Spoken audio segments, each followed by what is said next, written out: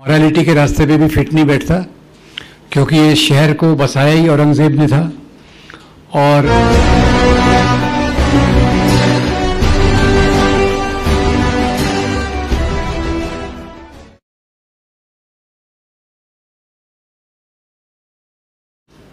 ये नैतिकता के रास्ते पे, मॉरालिटी के रास्ते पे भी फिट नहीं बैठता, क्योंकि ये शहर को बसाया ही औरंगजेब ने था। और ये बात इस मौके पे आपको बता दूं कि जहां औरंगजेब ने अपने साम्राज्य का विस्तार किया, तो दक्षिण भारत में वो बहुत सालों तक रहा और औरंगाबाद ही उसका हेड ऑफिस था। और भारत में दो सबसे बड़े साम्राज्य जो रहे हैं, एक था एम्परर अशोक का और दूसरा औरंगजेब का। इससे बड़े साम्राज्य भारत में पहले नहीं रहे। अब सवाल ये उठता है कि ये कानूनी तौर से तो इलीगल है, फिर भी क्यों हुआ कर रहे?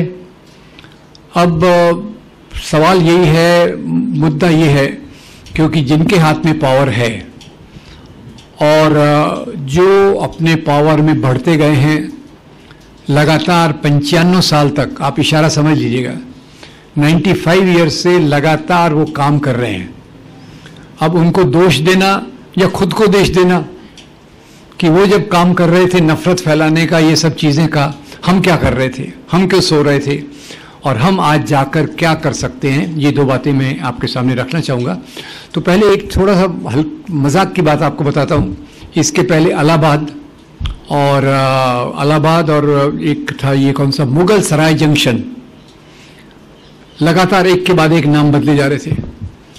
तो एक जर्नलिस्ट साथी थे, वो भारत के सबसे बड़े महान इतिहासकारों में से एक डॉक्टर इरफान हबीब के पास गए। इरफान हबीब का तो मेरे ख्याल से जितनी नफरत आज ये वो वाले किसी से करते हैं, उसमें रोमिला थॉपर और इरफान हबीब, ये दो नाम सबसे ऊपर आते हैं, क्योंकि उन्होंने इतिहास को सच्चे तरीके से, ईमानदार तरीके से, केवल राजाओं का इतिहास नहीं लिखा, समाज का इतिहास लिखा। मजदूर, दलित, आदिवासी, औरत, सबका इतिहास उन्होंने लिखा। और इनको उन्हीं सब का विरोध करना है, इसलिए वो सबसे ज्यादा नफरत करते हैं। खैर, तो इरफान हबीब साहब से एक पत्रकार महोदय गए, तो इरफान साहब भी थोड़े लाइट मूड में थे। तो पत्रकार पूछते, सर ये क्या हो रहा है, ये शहरों के नाम बदल रहे हैं। जैसे मेरे पहले के वक्ताओं ने अच्छे से सवाल उठाया, ये शहर का नाम बदल के क्या होगा, किसी का भला होगा, किसी का ये होगा। तो इरफान साहब कहते हैं कि देखो भाई, भारत की जो सभ्यता, संस्कृति, सब चीज़ है, ये मिली जुली है। इसमें खास तौर से हिंदू मुसलमानों का योगदान सबसे ज़्यादा है। पर जहाँ भी मुसलमानों का योगदान है, ये अभी की सरकार उसको हटाना चाहती है। हटाना चाहती है तो बोले उनको ऐसे ही है ना, तो उन्होंने एक व्यक्ति का नाम बदल देना चाहिए, जिसका नाम भी थोड़ा उधर से ही आया हुआ है, और नाम आप पहचान लिए, जिसको चाणक्य भी कहते हैं। क्या नाम है उनका? अमित शाह। शाह नाम कहां से आया? ईरान से आया। और शहनशाह, बादशाह, ये सब अमित शाह उसमें आ गए। अब उनको पता है कि नहीं, मुझे पता नहीं, पर वो उस नाम का इस्तेमाल तो बहुत मजे से करते हैं। खैर, तो दोस्तों सवाल ये है कि एक शहर के इस पे हम जितना संघर्ष कर सकें कम है, पर इसको हमको भावनात्मक मुद्दों पे नहीं ले जाना चाहिए। मैं जानबूझ के आपको रिक्वेस्ट कर रहा हूं। क्यों? जब भी हम इसको इमोशनल मुद्दा बनाते हैं, ज़्यादा फायदा उन लोगों को होता है जो ये राजनीति को मजबूत करना चाहते हैं। आप पूरा इतिहास देख लो, जहाँ भी उनका एम ये रहता है कि इनको भड़काओ, इनको भड़काएंगे तो हम पूरे मेजॉरिटी समाज को बताएंगे, देखो भाई ये लोग ऐसे हैं, तो मेजॉरिटी समाज गोल बंद हो जाएगा, ये पोलराइज हो जाएगा, ध्रुवीकृत हो जाएगा, और ध्रुवीकरण के कारण ही ये इनका पावर बढ़ा। ये बात इसको आप याद रख लीजिएगा। और इसका जहाँ तक भारत का सवाल है, इंडिया का सवाल है, ये इंडिया कोई एक धर्म की वजह से नहीं बना, एक जाति की वजह से नहीं बना। ये सदियों से यहाँ लोग आते रहे। अभी तो सबसे पहले तो यहाँ आर्य आए थे, जिनके नाम पे आज ये राजनीति हो रही। आदिवासी यहाँ के मूल निवासी, सबसे पहले आर्य आए। आर्य और आदिवासियों के बीच में हुआ, उसकी बहुत बड़ी कहानी है। ग्रीक आए, रोमन्स आए, हूण आए, शाक आए, और मुस्लिम राजा तो 11वीं शताब्दी के बाद से आए, उसके पहले 8वीं शताब्दी में मोहम्मद बिन कासिम सिंध पे भी उसने राज किया था। तो खैर पहले तो ये अपने को क्लियर हो जाना चाहिए कि भारतीय समाज ये बहुधर्मीय बहुजातीय समाज है, बहुभाषीय समाज है। ये किसी एक धर्म के लोगों की मक्तेदारी नहीं है। और ये बात जो हम सीखते हैं वो सभी से सीखते हैं। जैसे मैं एक थोड़ा अभी के वाक्य से शुरू कर देता हूँ। अभी आप देखिए, औरंगजेब को उन्होंने एक आइकन बना दिया है, निगेटिव आइकन, नकारात्मक प्रतीक, और शिवाजी महाराज को एक पॉजिटिव आइकन बना दिया है। मुसलमानों के लिए औरंगजेब, हिंदुओं के लिए शिवाजी। ये करने में वो काफ़ी कामयाब रहे, क्योंकि अभी अभी वो शोलापुर में हुआ था ना कि उन्होंने वो आईडी लगाया, कुछ लड़कों ने 10 जगहों पे हुआ, और उसके बाद उन्होंने वो बयान दिया कि औरंगजेब की औलादें कहाँ से आ गई वगैरह वगैरह। हमारे डिप्टी चीफ मिनिस्टर ने बयान दिया, और उनका मकसद भी यही है। तो पहली बात तो ये है कि क्या हम केवल राजाओं के माध्यम से आज की बात सोचेंगे? क्या हम आज राजाशाही चाहते हैं? क्या हम राजाशाही चाहते हैं या लोकशाही चाहते हैं? पुराने लोगों के योगदान को पूरा पूरा सलाम करना चाहिए, पर जो सिस्टम है वो तो बदलना चाहिए। सिस्टम बदलना चाहिए, नंबर 1 लोकशाही की तरफ, नंबर 2 उस तरफ जहां सभी लोगों को बराबरी का इंसाफ मिले। उनकी कोई भी जाति हो, कोई भी धर्म हो, कोई भी लिंग हो, स्त्री और पुरुष दोनों को बराबर का मिलना चाहिए। आदिवासी हो या शहर वाला हो, दोनों को बराबर का मिलना चाहिए। उस तरफ हमको जाना है। अब पर यह भी बात मैं मानता हूं कि आज भारत में मुस्लिम समाज के ऊपर खास तौर से एक विशेष रूप से आक्रमण किया गया है। लोग कहते हैं इन्होंने हिंदू मुस्लिम का मामला उठाया। ये हिंदू मुस्लिम का मामला ये नहीं है, ये प्योरली एंटी मुस्लिम मामला है। वो बैलेंस करने के लिए बोलते हैं हिंदू मुस्लिम मंदिर मस्जिद, नहीं है। ये मामला है कि कैसे मुसलमानों को टारगेट करो, उसके आधार पे लोगों को ये कीजिए। और डॉक्टर मिन्नी, मेरे जो दोस्त, उन्होंने बराबर आपको बताया, मेरी भी प्रेरणा, मुझे जो तकलीफ यहीं से हुई कि 6 दिसंबर 1992 को मैं बैठ के अपने टीवी पे देख रहा था, बाबरी मस्जिद को शहीद किया जा रहा है, लोग सेलिब्रेट कर रहे हैं। मेरे अंदर तकलीफ हो रही है कि एक 450 साल पुरानी इमारत जो किसने बनवाई होगी, जो आर्कियोलॉजिकल सर्वे ऑफ इंडिया के अंडर में है, जो लीगली पूरा हमारे देश की एक धरोहर है, उसको गिराया जा रहा है। और उसके साथ मैं आईआईटी में था, चारों तरफ स्टूडेंट, फैकल्टी, स्टाफ चिल्लाने लग गए, बाबर की औलाद जाओ इधर या उधर, पहचान लीजिएगा, कुछ फिल अप द ब्लैंक्स मैं आपके लिए रख रहा हूं, पूरी बात मैं नहीं कर रहा, जाओ इधर या उधर। तो मैंने कहा बाबर कहां से आ गया? 450-500 साल पुराना, 600 साल पुरानी बातें ये कैसे आ गई? और आज के मुसलमानों को एक भावनात्मक लगाव पुराने राजाओं से हो सकता है, पर आज की समस्या के लिए बाबर जिम्मेदार नहीं है, आज की समस्या के लिए औरंगजेब जिम्मेदार नहीं है।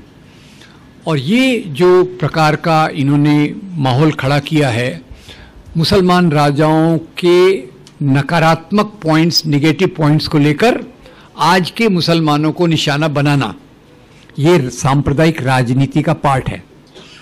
अब कई लोग औरंगजेब को बहुत खराब बोलते हैं। मैं आपको सर ईमानदारी की बात बताता हूँ, मैं जनरली इंटरैक्टिव वर्कशॉप्स लेता हूँ। लोगों से मैं सवाल पूछता हूँ कि बताइए भारत में होने वाले राजाओं में सबसे खराब, खतरनाक, खूंखार, हिंदू विरोधी राजा कौन है? हर मीटिंग में एक ही जवाब मिलता है, गेस कर सकते हैं आप? उसका उल्टा भी है। मैं पाकिस्तान में भी यही एक्सरसाइज किया, पाकिस्तान भी लेक्चर टूर के लिए गया था, वहां मैं सवाल को उल्टा कर देता था, बताइए यहाँ होने वाले राजाओं में सबसे अच्छा, सबसे महान कौन था? वही जवाब। तो ये राजाओं को जो मजहब के तौर से देखना है, वो अपने आप में पूरी तौर से गलत बात है, क्योंकि राजा लोग जो राज्य करते थे वो अपने साम्राज्य के विस्तार के लिए करते थे।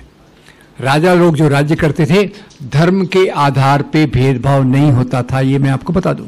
अभी शिवाजी और औरंगजेब की बात हो रही, तो ख्याल कीजिए शिवाजी और औरंगजेब की कौन सी लड़ाई हुई? कौन से एक लड़ाई के मैदान में से आमने सामने थे? कभी नहीं। औरंगजेब ने जब देखा कि भाई शिवाजी के पिता तो कोई राजा थे नहीं, पर अपने राज्य का विस्तार कर रहा है, तो औरंगजेब ने अपने फौज को भेजा। और किसको भेजा? फौज का लीडर कौन था? उसका नाम था राजा जय सिंह। हेलो, राजा जयसिंह इधर और शिवाजी महाराज इधर, तो इसमें हिंदू मुसलमान कहां से आया? ये तो दो राजाओं का सवाल है। इसके पहले, अभी तो शिवा औरंगजेब को ज्यादा टारगेट कर रहे हैं, इसके पहले अफजल खान इनका बड़ा फेवरेट था। वो अफजल खान सांगली में दंगे भी करवाए थे ना। अफजल खान के पेट में अफजल खान हरे कपड़े पहना हुआ है, शिवाजी महाराज भगवे कपड़े पहने हुए हैं। मैंने कहा यार, मैं अगर प्रोफेसर होता तो कहीं ये रिसर्च करवाता राजाओं के कपड़ों का रंग क्या था, क्योंकि अपने प्राइम मिनिस्टर तो कहते हैं ना लोगों को कपड़ों से पहचाना जा सकता है, तो उसके आधार पे उन्होंने कर दिया, एक को हरा कर दिया, एक को भगवा कर दिया। और महाराज एक चाकू से उसके पेट में उसका मर्डर कर रहे, ये भी गलत। असली कहानी क्या है? असली कहानी ये है कि शिवाजी महाराज जा रहे थे अफजल खान को मिलने, तो उनके एक जासूस ने उनको रोका और बोला कि आप बिना हथियार के मत जाओ, अफजल खान का साइज आपसे बड़ा है, हाइट आपसे ज्यादा है, वो आपको ऐसे ही मर्डर कर सकता है, तो आप ये गुप्त हथियार लेकर जाओ। और उसका नाम था रुस्तमे जमान। मेरे दोस्त बता रहे थे कि उन्होंने गोविंद पानसरे की किताब शिवाजी कौन होता ये बांटी है। बहुत अच्छा है, ऐसे काम हमने करना चाहिए कि जहां शिवाजी महाराज की भी सच्चाई को लाना चाहिए। अब आज मस्जिदें गिराई गई, एक मस्जिद गिराई गई और मस्जिदों की लिस्ट है, एक मस्जिद पर अभी कब्जा करने की कोशिश की। पर आपको पता है शिवाजी महाराज ने रायगढ़ के किले में जहां भगवान जगदीश्वर का मंदिर बनाया, उसी के पड़ोस में मस्जिद बनवाई। और शिवाजी महाराज एक सूफी संत का बहुत आदर करते थे जिनका नाम था हजरत बाबा। हजरत बाबा को नियमित रूप से वो देते थे। और शिवाजी का आदर्श और ये लोगों का पॉलिटिक्स में कोई समानता नहीं है। शिवाजी महाराज की फौजें जब इवन सूरत पे लूटमार करने गई थी, याद रखिए सभी फौजें लूटमार करती थी, किसी राजा का अपमान नहीं है इसमें। शिवाजी महाराज की फौजें सूरत पे लूटमार करने गई थी तो अपनी फौजों को तो इंस्ट्रक्शन देते थे, अगर लूटमार करते समय आपके हाथ में किसी दूसरे धर्म की पवित्र पुस्तक आई तो उसका अपमान मत करो, पूरे आदर के साथ उसके मानने वाले को दे दो। तो आज के ये लोग कहां जो मजहब के नाम पे राजनीति करते हैं और वो लोग कहां जो मजहब को मानते हैं, इसका फर्क कीजिए।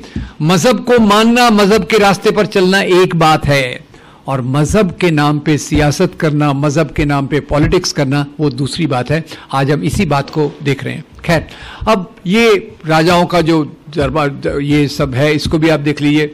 एक तरह से उत्तर भारत में राणा प्रताप को बहुत राष्ट्रवाद के प्रतीक के रूप में रखा जा रहा है।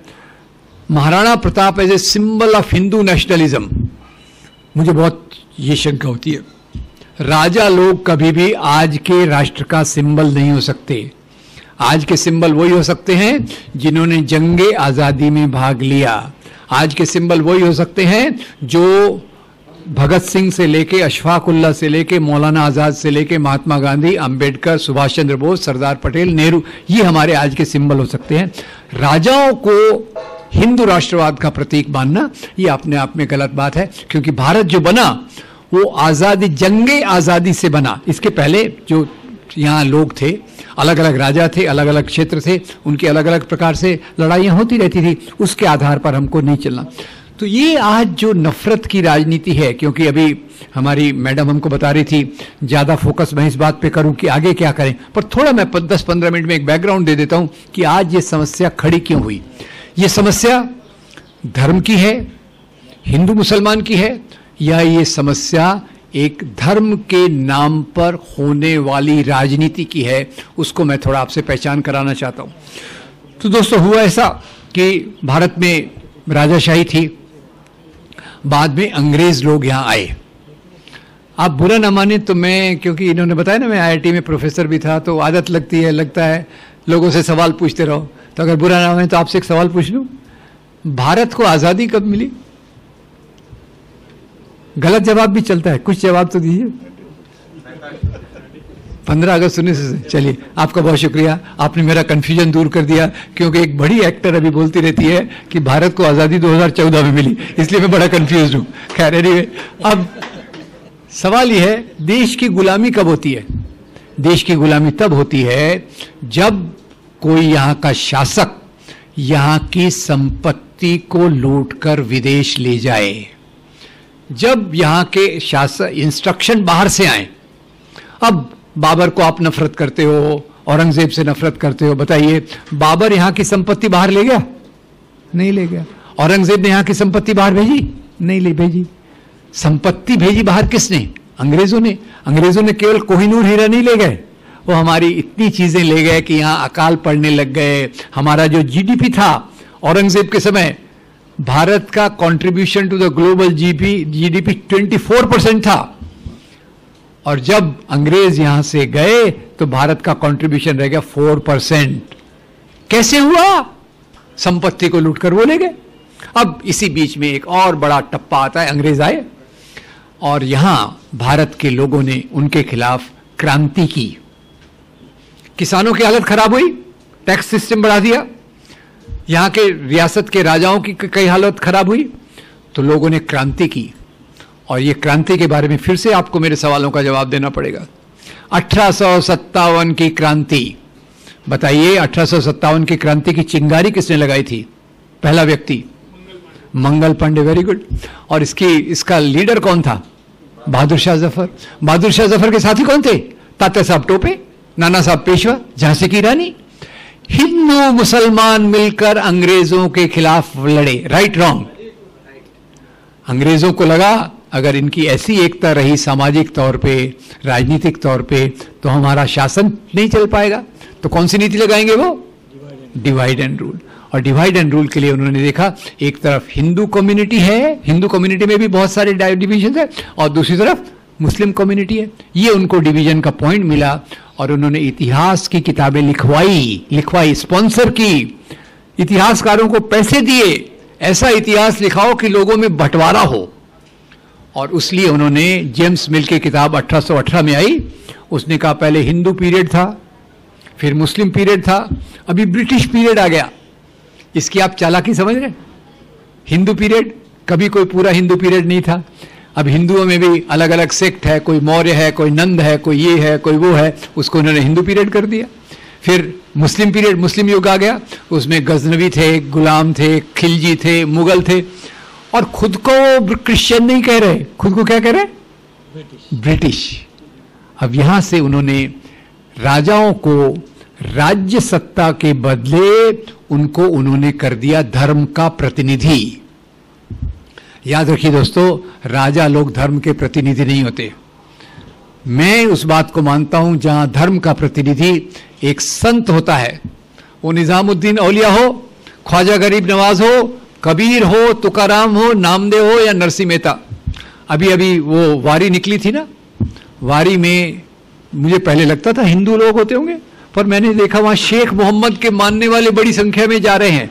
ये भारत है जहां एक दूसरे की परंपरा में कंधे से कंधा मिलाकर चलना, एक दूसरे के सुख दुख में साथ देना, ये हमारी परंपरा का बहुत बड़ा भाग था।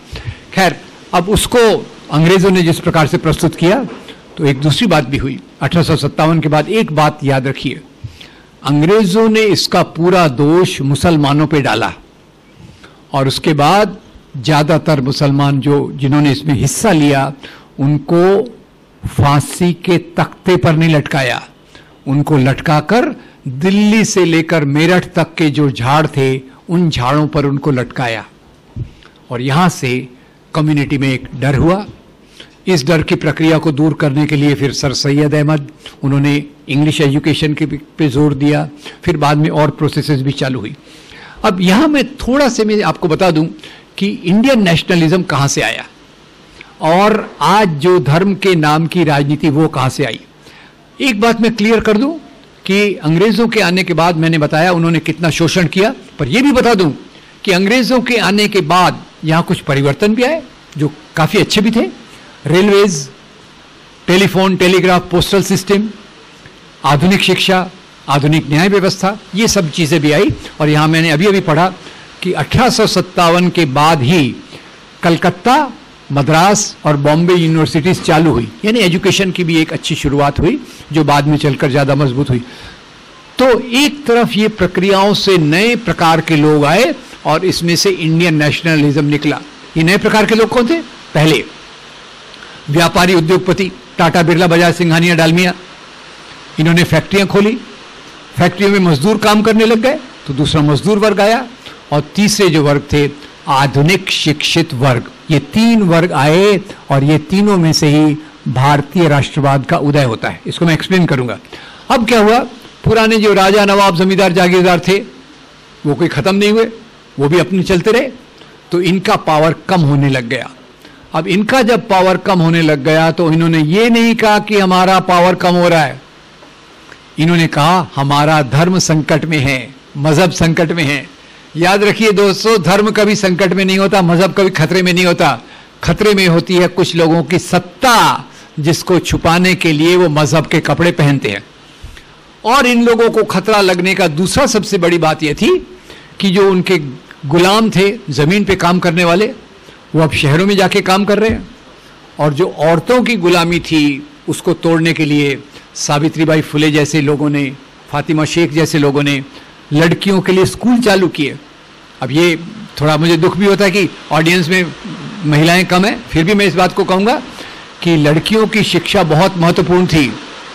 और एक मजाक की बात आपको कह दूं, जब फातिमा शेख, सुनाई दे रहे ना बराबर, फातिमा शेख और सावित्रीबाई फुले जब स्कूल जाती थी तो वो एक एक्स्ट्रा साड़ी लेकर जाती थी। क्या उनको भी अपने प्रधानमंत्री जैसे बार बार कपड़े बदलने की आदत थी क्या? फिर वो कपड़े की एक्स्ट्रा साड़ी क्यों लेकर जाती थी? क्योंकि उन पर कीचड़, गोबर, पत्थर फेंका जाता था कि आप हमारे मजहब के खिलाफ काम कर रहे हो, तो इसलिए बेचारियों को साड़ी ले जाना पड़ा। ऐसा गलत मत समझिएगा कि अपने प्रधानमंत्री जैसे भी वो 4-4 घंटे पे कपड़े बदलते रहते थे, नए से नए कपड़े पहनते थे। डोंट वरी, बट ठीक है। अब ये चीजें जब हुई तो यहाँ के लोगों को बहुत डर लगा और उन्होंने कुछ संगठन बनाए। पहले इधर संगठन बने और 1885 में भारतीय राष्ट्रीय कांग्रेस बना। भारतीय राष्ट्रीय कांग्रेस धर्म के आधार पे नहीं था। याद रखिए, पहला संगठन जो बना नेशनल इसका, उसके पहले छोटे छोटे संगठन बने। नेशनल लेवल पे जो संगठन बना वो उसमें धर्म का नाम नहीं था। उसके प्रेसिडेंट कौन थे? बदरुद्दीन तैयब जी और जमशेद टाटा और ये सब, WC बैनर्जी। कोई क्रिश्चियन है, कोई मुसलमान है, कोई पारसी है, कोई हिंदू है, नो प्रॉब्लम। अब तो इधर के लोगों में से 3 संगठन बने, केवल रिप्रेजेंटेटिव बता देता हूं। एक उन लोगों के बने जो क्रांति में विश्वास रखते थे, शहीद आजम भगत सिंह, चंद्रशेखर आजाद, अशफाक उल्लाह। और इनके संगठन का नाम जरा याद रखिए, वो था हिंदुस्तान सोशलिस्ट रिपब्लिकन एसोसिएशन। दूसरा इसी तरफ से ज्योतिराव फुले, सावित्रीबाई फुले, इन्हीं की परंपरा में आगे सबसे महान आए भीमराव बाबा साहब अंबेडकर। बाबा साहब ने schedule caste federation, Indian labour party, बहिष्कृत हितकारिणी सभा और आखिर में जाके उन्होंने एक पार्टी की रूपरेखा रखी जो थी रिपब्लिकन पार्टी ऑफ इंडिया। और तीसरा इधर से जो ऑर्गेनाइजेशन रखा, इसका जवाब मैं आपसे चाहूंगा। उसमें कौन थे? Number 1 Maulana Abul Kalam Azad, number 2 Annie Besant, number 3 सरदार बलदेव सिंह, नंबर 4 मोहनदास करमचंद गांधी। ऑर्गेनाइजेशन का नाम बताइए। Indian national Congress. Thank you very much. नाम क्लियर हो गए। अब इधर के लोग, ढाका के नवाब और काशी के राजा शिव प्रसाद, गहरे दोस्त, उन्होंने बोला ये क्या संगठन बन रहा है, कांग्रेस, इंडियन नेशनल कांग्रेस। तो उन्होंने वहां से अंग्रेजों की गुलामी के लिए बताने के लिए एक दूसरा संगठन बनाया, वो था United India patriotic association. United India patriotic association बाद में जाकर 2 टुकड़ों में बंट गया। एक तरफ था मुस्लिम लीग, दूसरी तरफ हिंदू महासभा।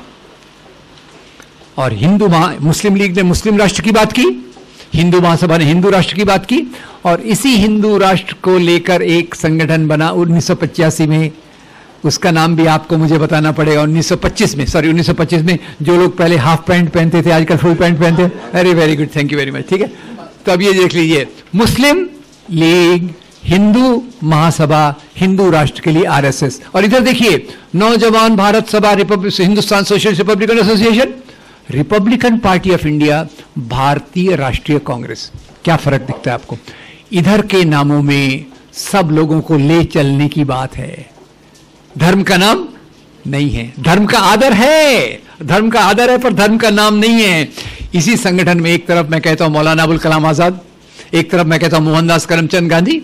और उनके 2 छोटे छोटे इंटरव्यू आपके सामने रख देता हूं। आज मैं पत्रकारों को बहुत मिला तो मेरे पे असर हो गया, तो मैंने कहा थोड़ी देर के लिए मैं भी पत्रकार बन जाता हूं, इतिहास में चला जाता हूं। पहला इंटरव्यू मेरा मौलाना अबुल कलाम आजाद के साथ है।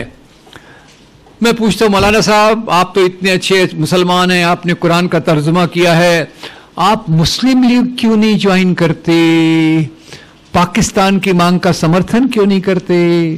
तो मौलाना साहब कहते हैं, बरखुरदार, मेरा इस्लाम इंसान से इंसान को जोड़ने की बात करता है और मुस्लिम लीग इसको बांटने की बात करता है, इसलिए मैं मुस्लिम लीग में कभी जा नहीं सकता। गांधी के पास जाता हूं, बोलता बापू आप हिंदू हैं कि नहीं, तो नाराज हो जाते मेरे से।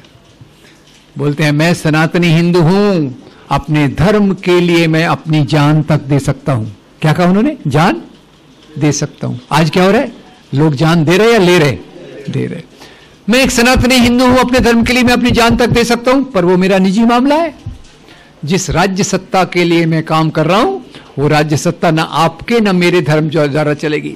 राज्य का काम होगा लोगों के रोटी कपड़ा मकान बिजली सड़क पानी शिक्षा स्वास्थ्य नौकरी और उनके राइट्स का ख्याल रखना। धर्म का काम होगा उनको नैतिक मॉरल रास्ता दिखाना। तो ये हो गया एक प्रकार का राष्ट्रवाद, जिसके आधार पे बाद में बाबा साहब आंबेडकर ने भारतीय संविधान बनाया।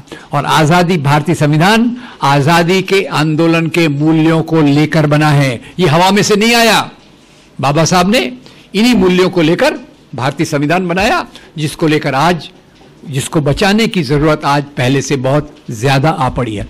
अब इन लोगों ने क्या किया, शुरू में इसमें राजा नवाब जमींदार जागीरदार थे, बाद में कुछ बड़े पढ़े लिखे लोग, middle class upper middle class उसमें शामिल हो गए और इसमें भी 3 संगठन बने।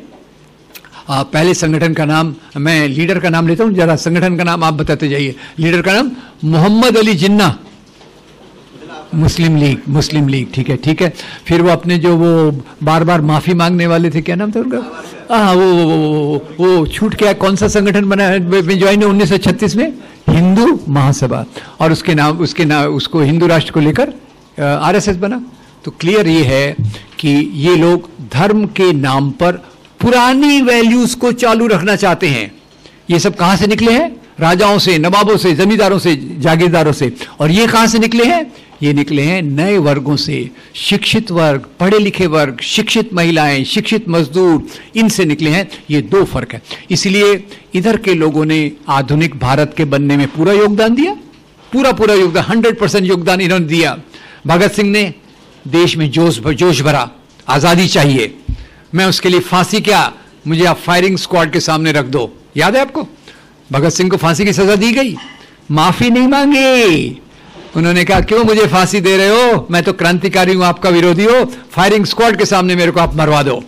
ये देश के नौजवानों के लिए एक मैसेज रहेगा जो उनको प्रेरणा देगा। अब इन्होंने आजादी के आंदोलन के, भगत सिंह आजादी की बात करते हैं, बाबा साहेब बराबरी की बात करते हैं, समता, गौतम बुद्ध से लेकर जो चला आ रहा है सिद्धांत, कबीर के माध्यम से बाबा साहब के इसमें आया समता। और तीसरी बात गांधी ने सबसे अच्छी रखी मौलाना आजाद के साथ में, वो था फ्रेटर्निटी, बंधुता। जब तक हमारे में आपस में एक दूसरे से प्यार नहीं है, स्नेह नहीं है, करुणा नहीं है, देश नहीं बन सकता। और ये बात इन 2 महान पुरुषों ने हमारे सामने रखी। तो ये लोगों ने आधुनिक भारत बनाया और ये लोग तब तक अंग्रेजों की जी हुजूरी करते रहे। कभी अंग्रेजों ने उनको पनिश नहीं किया, ना इन्होंने उनको ये किया। अब सवाल ये आता है कि थोड़ा सा इनको लेना जरूरी है। लेना इसलिए जरूरी है ताकि हम इनको मुकाबला करके इनको कचरे के डब्बे में फेंक सकें। कचरे के डब्बे में क्या फेंकते हैं? उनके विचार, वो विचार जो आज देश को बांट रहे हैं। और यहां मैं आगे आने के पहले एक मोटी बात आपको बता देता हूं। आज दुनिया की थोड़ी बात देख लीजिए, पास पड़ोस में देख लीजिए, जहां भी मजहब के नाम की सियासत होती है वो देश तरक्की नहीं कर सकता। तरक्की की हुई हो तो तरक्की पीछे आ जाती है। पाकिस्तान किसके नाम पे बना? इस्लाम के नाम पे बना। क्या हालत है उसकी? आटा 150 रुपए किलो, डॉलर 250 रुपए का। खैर अपने आप ही प्रॉमिस किया गया था कि डॉलर 1 रुपए के बराबर कर देंगे, वो कभी पूरा नहीं होगा, वो भी डॉलर अपने आप ही महंगा हो गया। पेट्रोल वहां देखने को नहीं मिलता। पाकिस्तान इस्लाम के नाम पे। और मुझे लाइफ का एक सरप्राइज तब मिला जब मैं पिछले साल श्रीलंका का स्टडी किया। श्रीलंका में आपको याद होगा, उठाव हुआ, लोगों ने जाके प्रेसिडेंट के घर को घेर लिया, क्योंकि वहां भी ना खाने को मिल रहा है, ना पीने को मिल रहा है, ना चीजें मिल रही है। मैंने स्टडी किया तो पता चला श्रीलंका में सिंहला लोग जो राजनीति कर रहे हैं बौद्ध धर्म के आवरण में कर रहे हैं। बौद्ध धर्म मेरे यहां है, बौद्ध धर्म की समता मानवता मेरे यहां है, पर बौद्ध धर्म के नाम की जो राजनीति है, एक मुद्दा आया, मंडल कमीशन आया, तो उन्होंने बोला मंडल आ गया, बहुत हो गया, अब कमंडल निकालना पड़ेगा। कमंडल कैसे निकला? सौगंध राम की खाते हैं, मंदिर वहीं बनाएंगे, यानी मस्जिद को तोड़ेंगे, दंगे करवाएंगे और अपने पॉलिटिक्स में आएंगे। याद रखिए, जो पार्टी पहले 2 MP नहीं थी, जिसके 1984 में, 1992 के बाद उनकी संख्या बढ़ती गई। एम आई राइट और रॉन्ग? ग्राफ निकालिए, कोई आप में से साइंस का स्टूडेंट है तो। दंगों का बढ़ना और उस पार्टी का बढ़ना, इट रन्स पैरेलल, समांतर चलता है। ज्यादा दंगे होंगे, ज्यादा ध्रुवीकरण होगा, धर्म मजहब के नाम की पार्टी ज्यादा पावरफुल होगी। ये उनका ये था।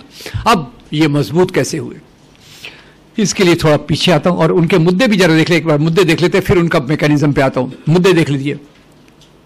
नेहरू का मुद्दा क्या था? आज तो मैं सवेरे बहुत अच्छा था, एक अंबेडकर पे लेक्चर। उन्होंने बोला मजदूरों के काम के घंटे कम करो, महिलाओं को सुरक्षा दो, ये सब मिनिस्टर के रूप में उन्होंने किया। और नेहरू ने एक प्रकार की चीज की और लोगों के एम्प्लॉयमेंट चीजों के आधार बनाया। इन लोगों ने कौन से मुद्दे उठाए? पहला मंदिर का उठाया, देख लिया आपने। फिर कौन सा मुद्दा उठाया? गौ हमारी, मुसलमान उसको नॉट नेसेसरी बट खाता है, इसलिए मुसलमान का राम नाम। 100 लोगों की लिंचिंग की गई, 10 दलित भी मारे गए, 4 उना में उन पे आक्रमण भी हुए। अब मैं एक ही उदाहरण, ये थोड़ा मजेदार उदाहरण है इसलिए दे रहा हूं आपको। एक ही बात बता दूं, इनको गाय से कोई मोहब्बत नहीं है। जहां भी बीजेपी सरकार ने गौशाला खोली, बहुत सारी गाय भूख से, कीचड़ से डूबकर, गोबर में डूबकर मर गई। मैं बड़ा परेशान था, यार ये क्या गाय का मुद्दा लेके बैठे हो। तो स्वामी विवेकानंद को पढ़ा, lectures from Almora to Chicago. Swami ji उसमें लिखते हैं, वैदिक काल में बीफ खाया जाता था। फिर मेरे बत्ती चमकी और मेरा आंसर मुझे जो मिला वो मिला, एक वो प्राइम मिनिस्टर की, मैं एक बायोग्राफी पढ़ रहा था। एक प्राइम मिनिस्टर अपने थे ना जो कविता लिखते थे, अटल बिहारी वाजपेयी, हाँ, उनकी बायोग्राफी पढ़ रहा था। हार नहीं मानूंगा, हार नहीं मानूंगा। पेज 236 पे आया, विजय त्रिवेदी की लिखी हुई, पेज 236 पे आया, तो वहां लिखा हुआ था, एक बार अटल जी अमेरिका गए, लेक्चर दिया, लेक्चर के बाद खाने का आनंद उठा रहे थे, खाने का आनंद उठा रहे थे। उनके पड़ोस में जो बैठे थे उन्होंने थपथपाया, अटल जी आप क्या कर रहे हो, आप जो खा रहे हो तो बीफ है, गाय का मांस है। अटल जी हंस दिए, बोले गाय का मांस क्या है, हुआ तो क्या है, कोई इंडियन गाय का थोड़ी है, ये तो अमेरिकन गाय का है, नो प्रॉब्लम। तो मुझे समझ गया भाई ये मामला बहुत टेढ़ा मामला है, इसमें कोई सच्चाई नहीं है। तब एक तरफ ये और दूसरी तरफ जो जिस आरएसएस का मैं मजाक अच्छे से उड़ा सकता हूँ, वर्णन अच्छे से कर सकता हूँ, उसका मुकाबला करना उतना ही मुश्किल है। क्या किया इन्होंने? आज़ादी के आंदोलन से दूर रहे, शाखा लगाते रहे, हफ्ते में 7 दिन, महीने में 4 हफ्ता, साल में 12 महीना ट्रेनिंग किया। ये इधर ये मुसलमान विदेशी हैं, क्रिश्चियन विदेशी हैं, मुसलमान राजाओं ने मंदिर तोड़े, हिंदुओं पे अत्याचार किए, इस्लाम को जबरदस्ती फैलाया, 4 बीवियां 20 बच्चे। अब ये 4 बीवियां 20 बच्चों का थोड़ा आपको बता दूं, डॉक्टर एस.वाई. कुरैशी की किताब है, कभी पढ़िएगा, उसमें बराबर दिया है कि मुसलमानों की rate of increase of population गिर रहा है और 15-20 साल में वो स्टेबिलाईज हो जाएगा, वो भी कोई ज्यादा बढ़ नहीं। पर उसमें एक मजेदार किस्सा बता देता हूं। एक बार मैं ऐसी मीटिंग में गया तो मैं जनरल सवाल पूछा लोगों से कि भाई बताइए ये मुसलमानों के परिवार कैसे होते। तो एक दोस्त बैठे थे, वहां तिलक लगा हुआ था, बहुत दुखी, हताश, निराश दिख रहे थे। मैंने कहा क्या हो गया यार? वो खड़े हो गए, उनको देख के मेरे को थोड़ा डिप्रेशन आ गया। मैंने बोला क्या बात है यार? बोले देखो ना, हम हिंदुओं के मेजॉरिटी देश में हम हिंदू कितने असहाय, हेल्पलेस है। उनको क्या हो गया यार? बोले देखो ना, हम बेचारे हिंदू, केवल एक ही बीवी, 2 ही बच्चे, और मुसलमानों का देखो क्या मजा ही मजा है, 4-4 बीवियां, 20-20 बच्चे। मैंने हाथ जोड़ दिया, मैंने कहा बाबा 4 बीवियां होना मजा होता है कि सजा होता है, आई डोंट नो, पर हो सकती है कि नहीं, वो अपन देखो स्टैटिस्टिकली नॉट पॉसिबल, क्योंकि सेक्स रेशियो भारत में 940 के ऊपर कभी होता ही नहीं है, ठीक है। एनीवे, तो ये जो सब चीजें हैं शाखाओं में लगातार पढ़ाई गई, शिशु मंदिरों में, सरस्वती शिशु मंदिरों में लगातार पढ़ाई गई। और उसके बाद 1977-78 में जनता पार्टी आई, जनता पार्टी की सरकार आई, तो अपने वो रथ यात्री कौन, अडवाणी, वो इंफॉर्मेशन ब्रॉडकास्टिंग मिनिस्टर बने। उन्होंने मीडिया को खाकी चड्डी वालों से भरना चालू कर दिया। शुरुआत वहां हुई और उसका इंक्रीज हुआ 1990 के दशक, 1995 के बाद, 1998 के बाद और 2014 के बाद 100%। तो शाखा का प्रचार है, शिशु मंदिर का है, सोशल मीडिया है, गोदी मीडिया है। इसी के चलते लोगों की जो सोच है, सोच, सामान्य सामाजिक सोच, वो ऐसी हो गई है मुसलमानों के खिलाफ जिसका कोई न उस पर सच्चाई है न कोई उसकी लिमिट है। किसी भी चीज को देख लो तो एक तो अभी चीफ मिनिस्टर है, रोज कुछ ना कुछ मुसलमानों के खिलाफ बोलेंगे। अरे बोले टमाटर महंगे हो गए मुसलमानों के कारण, ये कोविड आया, वो तबलीगी जमात की मीटिंग थी उसके कारण, वो ट्रंप आया 2 लाख लोगों को लेकर, उसके कारण नहीं हुआ। जब वो नमस्ते ट्रंप कर रहे थे ना अपने प्रधानमंत्री, उसमें कुछ नहीं हो बोले। ये तबलीगी जमात वाले 200 लोग आए ना, वो कोविड लेके आए। कमाल है, नफरत फैलाने की भी लिमिट होती है। और वो ये जो चीज़ है, ये आज मैं इसलिए समस्या पर हल के आने के पहले, और सवाल जवाब हम करेंगे, इतना आपको बता दूं कि आज जो सबसे बड़ी समस्या है वो समस्या है नफरत की। नफरत के आधार पे ही ये सियासत मजबूत होती है। इसलिए 4 स्टेप्स देख लीजिए। और ये मैंने कैसे इसको समझने में एक बड़ी मंत्री ने मेरा हेल्प किया था। वो एक अपनी MHRD मिनिस्टर थी ना, सास भी कभी बहू वाली थी। हाँ, तो लोग उसको बोल रहे थे ये बहुत कम पढ़ी लिखी है। तो उसने गुस्से में जनरली करती है ना, कभी कभी गुस्से में आती है वो, जब गैस सिलेंडर महंगा हो तब नहीं गुस्से में आती, पर बाकी समय गुस्से में आती है। तो गुस्से में बोली, देखो आप मेरे को कम पढ़ा लिखा बोलते, मैं येल यूनिवर्सिटी से डिग्री लाई हूं। मैं बड़ा इंप्रेस हो गया, येल यूनिवर्सिटी का रिसर्च फॉलो करने लग गया। और पता चला येल यूनिवर्सिटी का एक रिसर्च आया जो मेरे गुरु असगर अली इंजीनियर के रिसर्च से बहुत मिलता जुलता था। वो रिसर्च क्या था? वो रिसर्च था, जहां भी दंगे, नंबर 1, दंगे ऑटोमेटिक नहीं होते, दंगे होते हैं, करवाए जाते हैं। दंगे कौन करवाएगा? जिससे उसको फायदा होगा। शर्लॉक होम्स बोलते हैं मर्डर कौन करेगा? जिससे उसको फायदा होगा। वैसे वो अपना सक्सेसफुल करियर बनाया उन्होंने, मर्डर के सीन पे जाते थे, देखते मर्डर से फायदा किसको होगा, बस ये मर्डर है। दंगों से फायदा किसको हुआ मैंने ऑलरेडी आपको बता दिया है, ठीक है। तब ये दंगे कैसे, दंगे भी होते नहीं है, करवाए जाते हैं, नंबर 1। नंबर 2, जब तक समाज में नफरत नहीं है दंगे नहीं करवाए जा सकते। दंगे करवाने के पहले नफरत का जो बीज है वो पुराने 95 साल से चल रहा है, और उसमें सब चीजें मैंने बताई हैं। मैं उसके बारे में आपको और भी रेफरेंसेस दे दूंगा। तो सबसे पहले क्या है? गलत प्रचार, मुसलमान ऐसे। अभी क्रिश्चियंस को भी मत छोड़िए। और इनके पॉलिटिक्स के 2 भाग बता दूं, हमारे पहले के वक्ता ने बहुत अच्छे से कई चीजों को बताया। बता दूं कि इस पार्टी जो धर्म के नाम पे राजनीति कर रही है वो 2 पैर पे चलती है। एक पैर क्रिश्चियन और मुसलमानों को विदेशी बताना, भले ही उनके लीडर लोग और वो बर्थडे के दिन केक काटेंगे, भारतीय संस्कृति की बात करेंगे और केक जरूर काटेंगे, खैर नहीं वो जरूर है। और उनमें से आधे से ज्यादा लोग बिरयानी को बड़े शौक से खाएंगे, इंक्लूडिंग मी, ठीक है। अब ये एक चीज हो गई। पर ये जो इनकी राजनीति का मुख्य ढर्रा है वो सबसे पहले शाखाओं में, ये मेरा खुद का भी अनुभव है, मुसलमानों के खिलाफ कैसे नफरत फैलाना एक एक चीज को लेकर।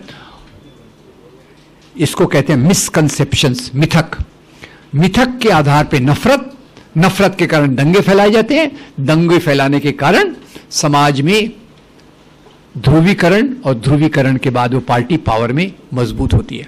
तो इसका हमको पूरा उल्टा करना है। उल्टा ऐसा करना है, इसके जो पिरामिड के नीचे क्या है? पिरामिड के नीचे है गलत धारणाएं। मुसलमान विदेशी हैं, क्रिश्चियन विदेशी हैं। अब बताइए, पहले कोई यूनाइटेड नेशंस था क्या? देश की बाउंड्रीज थी क्या? अलेक्जेंडर को किसी ने आने को रोका था क्या? ग्रीक को किसी ने आने को रोका था? हूर को आने को किसी ने रोका था क्या? आर्यों को आने को किसी ने रोका था? आर्य भी आए थे, प्रॉब्लम क्या है?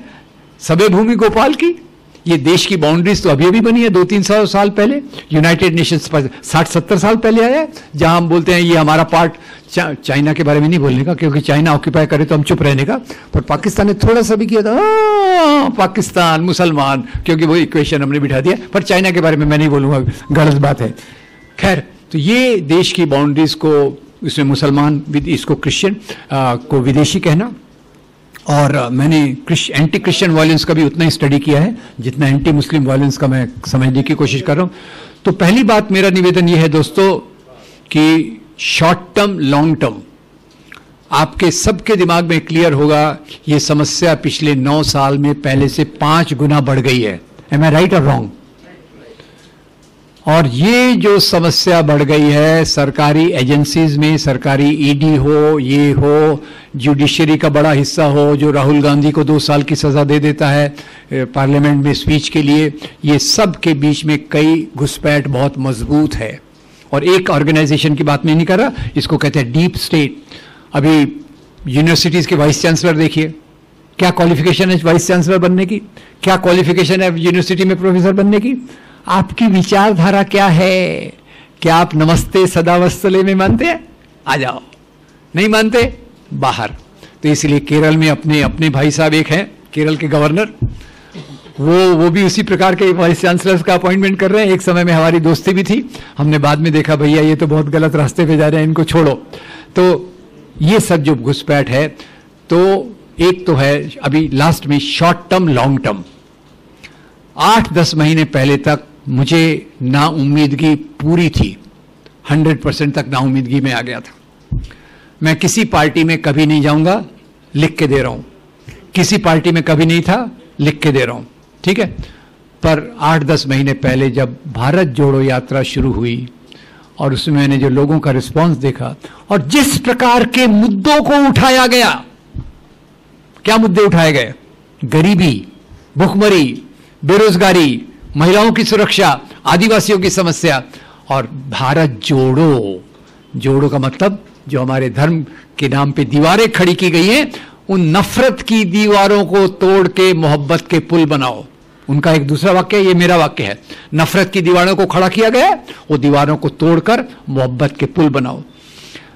अब आने वाले चुनाव में फिर से आ गया है वो इंडिया का मामला। इंडिया, अब मैं दूसरे अर्थ में बोल रहा हूं, तो याद रखिए, इंडिया अगर आ गया तो भारत बचेगा, इंडिया नहीं आया तो फिर अगली बार कब मीटिंग होगी मुझे पता नहीं है। वैसे भी मेरी उम्र 77-78 हो रही है, तो मुझे कुछ ज़्यादा होप नहीं है। और अगर इंडिया नहीं जीता तो समस्या तो होगी। एक, उसके लिए आप क्या कर सकते हैं? As a community, as a individual, as a citizen, as a group, वो सोचिए कि India must win. Cricket match के समय हम करते हैं, वो इस बार चुनाव के समय करने की ज़रूरत है। एक, और दूसरा ये है कि समाज में जो नफरत फैले ये है, उसके लिए क्या किया जाए। मुझे लगता है कि ये जो नफरत की दीवारें खड़ी की गई हैं, इसको तोड़ने के लिए छोटी छोटी चीज़ें हैं, सिंबॉलिक हैं, पर उनको मजबूत करना चाहिए। मैं बचपन में, हमारे यहाँ दिवाली होती थी, होली होती थी, ईद, क्रिसमस, बिना धर्म की दीवारों के। त्योहार के 2 भाग होते हैं, एक धार्मिक पार्ट, वो आप अपने अपने धर्म वाला करेगा, एक सामाजिक पार्ट। सामाजिक पार्ट सब लोग मिलके करते थे, उसको फिर से रिवाइव करने की, जिंदा करने की जरूरत है, और ये करने की बहुत ज़रूरत है। ये कैसा किया जाए ये मुझे नहीं मालूम, पर एक छोटा सा एक्सपेरिमेंट मेरी पत्नी ने 3-4 साल तक किया था। 94, 95, 96 में जब हम लोग IIT में थे, तो काफ़ी उसमें अच्छा रिस्पांस आया था और लोगों की फीलिंग्स भी बहुत बढ़ती हैं। दूसरा एक कल्पना ये है कि सोशल लेवल पर हमारे जो मूवमेंट्स हैं, वो नर्मदा बचाओ का आंदोलन हो, पर्यावरण बचाओ का आंदोलन हो, दलितों के अधिकार का हो, आदिवासियों के अधिकार का हो, महिलाओं की सुरक्षा का हो, वो आंदोलनों को हमने अपने अपने तरीके से मदद करना चाहिए। सभी लोग झोला उठा के तो चल नहीं सकते। आप बिजनेस में हैं, आप अलग तरीके से हेल्प कीजिए, आप प्रोफेसर हैं, आप अलग तरीके से हेल्प कीजिए। पर ये सोशल मूवमेंट्स हैं, यही लोकतंत्र को मजबूत करते हैं, इस बात को विश्वास रखिएगा। अगर कहेगा कि एक ही व्यक्ति को सब कुछ पता है, वही सब फैसले लेगा, नोटबंदी का फैसला भी है वही लेगा, लॉकडाउन का भी फैसला ले देगा, वो देखिए वो देश कभी आगे बढ़ नहीं सकता।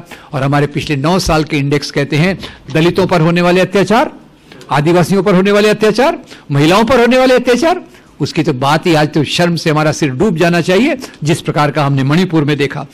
और उसको अभी डाइल्यूट करने के लिए, मणिपुर में होने वाली हिंसा से मैं जितना शर्मिंदा हूं, उससे ज्यादा शर्मिंदा उन लोगों के एटीट्यूड से हुए जो अभी बयान दे रहे हैं कि ऐसी चीजें तो होती रहती हैं। वेस्ट बंगाल में भी हुई, छत्तीसगढ़ में भी हुई, राजस्थान में भी, ये मेरे लिए उससे भी ज्यादा शर्मिंदगी की बात है। खैर, तो ये जो मुद्दे हैं, इन आंदोलनों को समर्थन करना, ये हमारा, अगर हम लोकतंत्र चाहते हैं, इसके सिवा लोकतंत्र जिंदा नहीं रख सकता। तीसरी बात, कम्युनिटीज के बीच में ब्रिजेज बनाना अभी बहुत मुश्किल हो गया है, घेट्टो बन गए। हमारे बंबई में मुमरा, जोगेश्वरी, भेंडी बाजार पूरा एक्सक्लूसिवली मुस्लिम पॉपुलेशन हो गई है। क्या बंबई में दंगे हुए, लोगों को इधर उधर से डर लगा, तो भाई अपन सीकर कहाँ है, मुमरा में, चलो जाके मुमरा में रहते हैं, चलो जाके भेंडी बाजार में रहते हैं। तो ये मैं दोष किसी को दोष देता हूं सांप्रदायिक राजनीति को, मैं धर्म को दोष नहीं देता। अगर महात्मा गांधी हिंदू होकर सबको साथ में ले चल सकते हैं तो विश्वास कीजिए हिंदू धर्म का बहुत अच्छा वर्जन है, हिंदू संस्कृति में भी बहुत अच्छी चीजें हैं। वसुधैव कुटुंबकम की लोग बात करते हैं, पर उसको पालन करने वाले लोग भी कई कई निकलते हैं। तो एक, कम्युनिटीज के बीच में ब्रिजेस बनाना। तीसरा एक जो हम लोग कर सकते हैं, कम्युनिटी सेंटर्स। कम्युनिटी सेंटर से मेरा क्या मतलब है, मैं बोल रहा हूं पर मुझे पता नहीं है कैसे हो सकते हैं कि नहीं। कम्युनिटी सेंटर का सीधा सीधा मतलब है महीने में एक बार, 15 दिन में एक बार, उसी सामाजिक चेतना को हमको रिपेयर करना है, मजबूत करना है, बनाना है। और खास तौर से नौजवान दोस्तों से है, नौजवान लड़कियों से है कि जैसे इन्होंने व्हाट्सएप ग्रुप्स बना के, एक बार वो मैंने कहा था ना जिसका ईरान से नाम आया, कौन सा था वो, हाँ वो उसने एक बार बोला यूपी में हमने करोड़ों व्हाट्सएप ग्रुप बनाए। हमको किसने रोका है, हमको किसने रोका है भाई, हम भी बनाए, हम बनाए 1000 500 के ग्रुप बनाए, और उसमें जो अच्छी चीज़ें मिलती हैं। अब जैसे एक छोटी सी बात मैं बीच बीच में अपना उल्लेख करता हूँ, उसके लिए माफ़ी चाहता हूँ, पर जैसे मैं रोज़ अगर बॉम्बे में रहा तो सवेरे फेसबुक पर 3-4 पोस्टिंग्स करता हूँ, खुद की भी दूसरों की भी, ताकि समाज में चेतना का विस्तार हो। अब ये चीज़ों को अगर हम व्हाट्सएप के माध्यम से परिवार में, कॉलेज में, यूनिवर्सिटी में, हिंदू दोस्तों में, मुसलमान दोस्तों में, और याद रखिए दोस्तों, आज भी मैं मानता हूं हिंदुओं में सभी लोग कम्युनल नहीं हैं। देश इसीलिए टिका है कि हिंदुओं का मेजॉरिटी तबका आज भी बॉर्डर लाइन पे है। लोग उसको इन्फ्लुएंस करने की कोशिश कर रहे हैं, पर वो तबके तक हमको टारगेट करने की जरूरत है कि जो मिडल ऑफ द रोड हैं उन तक हमको जाना है। वो व्हाट्सएप हो, फेसबुक, अब वो खैर मीडिया बदनाम भी हो गए हैं, पर हम उसको अच्छे तरीके से यूज कर सकते हैं। हमको किसने रोका है भाई कि हम अच्छे ग्रुप बना के अच्छी चीजों को सर्कुलेट करें, अच्छे लोगों को जोड़ें और उनके साथ अच्छी बातें करें। एक मैं आपको विश्वास दिलाता हूं कि अच्छा मटीरियल अवेलेबल है, हालात कितने भी खराब हो, मटेरियल अच्छा उपलब्ध है। और दूसरी खुशी की बात है, बहुत सारे नौजवान दोस्त इसमें बहुत पावरफुल और अच्छा काम कर रहे हैं, उनको पकड़िए, ढूंढिए। अभी एक रोहित उपाध्याय का मैं देखता हूं आजकल, एक उसका मैंने वीडियो देखा था मुस्लिम परिवारों पे, वो जो 4 बीवी 20 बच्चे वाला, इतना बेहतरीन वीडियो है, मैंने खुद होकर इसको 10 जगह फॉरवर्ड किया। तो सवाल अल्टीमेटली ये है, एक फिलोसोफर ने कहा था कि दुनिया को समझने की कोशिश तो बहुत लोग करते हैं, पर मुद्दा ये है कि हम समाज को बदलें कैसे। और उस समाज को बदलने में अगर हम एक बूंद भी योगदान कर सकते हैं तो वो जिम्मेदारी हमारी है। वो चिड़िया की कहानी आपको पता होगी, अपनी चोंच में एक बूंद पानी लेके जाती है जंगल की आग बुझाने। लोग पूछते हैं तेरी एक बूंद से क्या होगा, वो कहती है मैं इतिहास में उन लोगों के साथ लिखी जाना चाहती हूँ जिसने आग बुझाने की कोशिश की। और ऐसे अगर एक बूंद करके हम लाखों लोगों की एक एक बूंद हो गई तो वो आग जरूर बुझेगी। और ये आप पर है और हम पर है कि हम एक उदार तरीके से सभी कम्युनिटीज को देखें। और हमारे अंदर भी जो कुछ लोग हैं ज़्यादा कंजर्वेटिव, वो अल्ट्रा कंजर्वेटिव लोग भी समाज को नुकसान पहुंचाते हैं। चुनाव के समय हो, दूसरी जगह हो, मिडल रोड, महात्मा गौतम बुद्ध ने कहा मध्य मार्ग सबसे बेस्ट मार्ग है। एक्सट्रीम रास्ते पर जाना गलत है, किसी को छोड़ देना वो भी गलत है। तो इन आधार पर अगर आगे गए तो छोटी उम्मीद तो है, और मैं चाहूँगा आप उम्मीद न छोड़ें। अगले वाले चुनाव हो या उसके बाद वाली, अगर चुनाव में बाई चांस इंडिया जीत जाता है तो हमारी जिम्मेदारी पहले से बढ़ जाती है कि जो जहर इन्होंने बोया है उस जहर को हमको न्यूट्रलाइज करना है, उसको नाकामयाब करना है। और जो हमारा देश था जिसमें सूफी परंपरा पल सकी, भक्ति परंपरा आ सकी, जिसमें बिरयानी और शेरवानी ये चीज़ें हमारा पार्ट बन सकी, उस कल्चर को हम वापस फिर से लाएं। Thank you very much. मैं समझता हूँ